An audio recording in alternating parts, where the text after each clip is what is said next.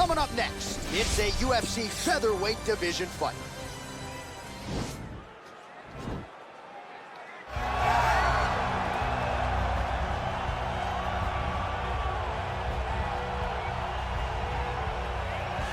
Well, the celebrities are out, the floor seats are packed because the notorious one, Conor McGregor, makes his triumphant return here tonight. There's always a special feel when a UFC main event is about to unfold, but Conor McGregor just takes it to that requisite next level. J.A., as a fan, I usually sit right next to the octagon, but when Conor fights, I got to be in the first row behind the barrier because the celebrities are out in droves. Conor McGregor has this thing about him that makes everybody want to show up. They flock to Vegas. They come in groups. They want to experience the notorious Conor McGregor. They want to see if he can have one of those special moments, him atop the cage, him knocking out Jose Aldo. If you experience the McGregor experience, you always have a story to tell, and that's why people show up. He's going to cash the check tonight, right? But he's not here for just money, right? This is about proving himself, trying to improve his mixed martial arts legacy. 1-2 titles, no title defenses. That's a big part of the motivation. He takes a lot of pride in the preparation to getting to the octagon, and you see it every time Conor McGregor fights. Well, pretty much every time out in the UFC, DC, this man has put on a striking clinic, and that is his methodology coming in here tonight. He'll try to keep the fight on. And that's why we tune in, right? That's why we tune in. We tune in to see guys that are dynamic. We tune in for the speed. We tune in for the knowledge of the striking game, the ability to set traps, the ability to find the jab, the ability to find the right hand, the right kick, the left kick, the knees, the elbows. He truly uses every weapon that he has in his arsenal to try and finish his opponent. You make one mistake, night's over. You cannot make mistakes against a guy that has the striking acumen. Yeah. You ready? All right, so here we go as round one gets underway. Two world-class level strikers here, and the expectation is we're going to get a kickboxing match here in the octagon. Yes, we are going to get a striking match. One guy is very good at kicks. The other guy has unbelievable hands. Let's see what type of attack is going to win the battle of two great stand-up fighters. Oh, really exploiting his reach advantage as he landed the jab there, DC. Big, powerful punch land. Now we get back to range.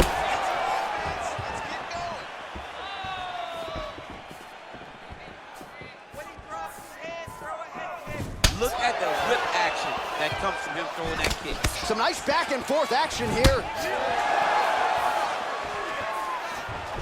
He is going after that overhand right.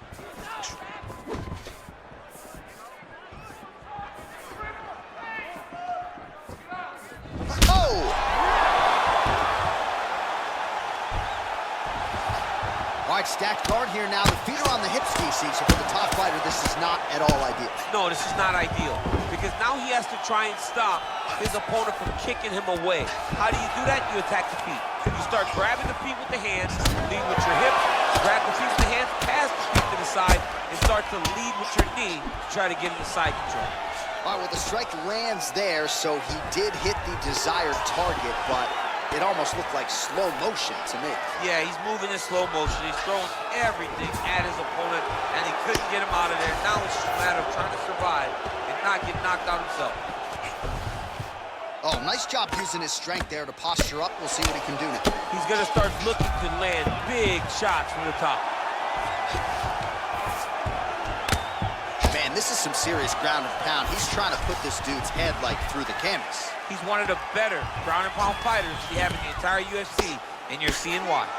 Oh, man, this ground and pound is good. Probably my favorite striking realm in MMA, and he's as good as it gets. The problem is his opponent is not controlling his posture. He's allowing his opponent to get up, and when he does, he creates distance and space to land these beautiful ground and pound combinations. Well, as usual, suffocating work from the top here by Conor. Well, these are some excellent ground and pound strikes here, DC. There's an efficiency with which he operates in these situations. He knows exactly when to throw, exactly when to hold, and it's allowing him to really control the grappling aspect of the fight. There's a song there, right? Know when to hold him, know when to fold him. Yep, absolutely. Oh, reversal here, DC. What a way to switch the position. Fantastic movement by the bottom fighter. back to the stand-up now. Both fighters upright. On that punch right there. His opponent's compromised, DC. It's one thing to land a hard shot. It's another thing completely to land a perfect shot. And that was a perfect shot. This round to...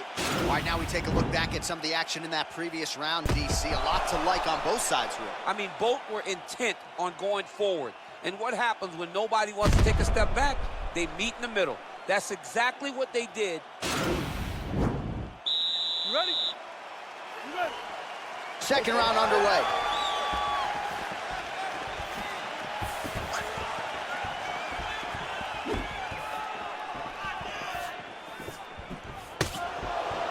Well, he has landed some good shots, DC, but really unable to string anything together in terms of solid combinations here. It's because he's not committing to it fully. He throws his jab. He may float a right hand out there, but he's not really sitting down on the right hand. He really doesn't seem to have the intent on landing it. He's got to be confident that it's going to land, and he's got to really throw his whole entire body into those strikes. Big punch lands over the top. How's he going to follow this one up? He loaded up there on that high kick. Kick right under that right elbow. Big strike lands. Big strike lands. Now he looks to try to chase down that finish. Now he's on top of him looking for the finish.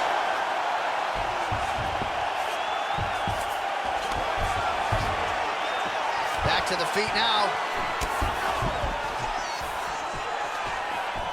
McGregor gets caught with that punch. Right idea, wrong execution. The left punch misses. Oh! He's hurt bad. He's hurt bad, John.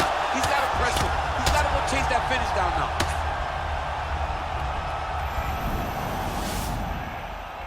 Well, anytime you are in a ground fighting situation with this fighter, you're potentially playing with fire. All right, north-south position now. We'll see how he chooses to proceed. And he's back up again, so the takedowns have been there, as have the get-ups. Just misses with a left hook there. Ooh, what a punch. Punch is blocked. Well, we told you off the top he had the reach advantage, and you saw it right there with that punch. Well, it's not due to a lack of effort. He continues to throw, but this is like double-A striking. This is not high level. Yeah, you can't be missing. It takes so much energy to just throw a strike, but to be whiffing like this, it only exhausts you because every moment you're trying to throw to knock the opponent out, you're just catching air. It doesn't feel good. It's also embarrassing. Well, his corner was pretty urgent after round one. A little bit lackluster there in that opening round. He has certainly picked up the pace here, and as a result... Whoa! Dude's hurt. Serve him up. Go get him. Oh! He's out! He's done. He's done. Yeah, there's another one for the highlight reel, and that's probably as good a knockout as he's had in the UFC. Just a perfect shot to end the fight. Crowd absolutely loving it. Flush land to close out his opponent. I'm not even sure the other fighter saw it coming, so a big knockout for him here tonight on the biggest of stages. Well, he's going to enjoy watching this one back. Let's take a look at the replay of the knockout just a moment ago. It was right hand after right hand after right hand. Finally, he found the one that hit the exact sweet spot that ended his opponent's night. Bruce Buffer has your official decision. Ladies and gentlemen, referee Dan Mergliata has called a stop to this contest at 4 minutes, 32 seconds of round number 2. Going the winner by knockout, the notorious Conor McGregor! Well, we congratulate...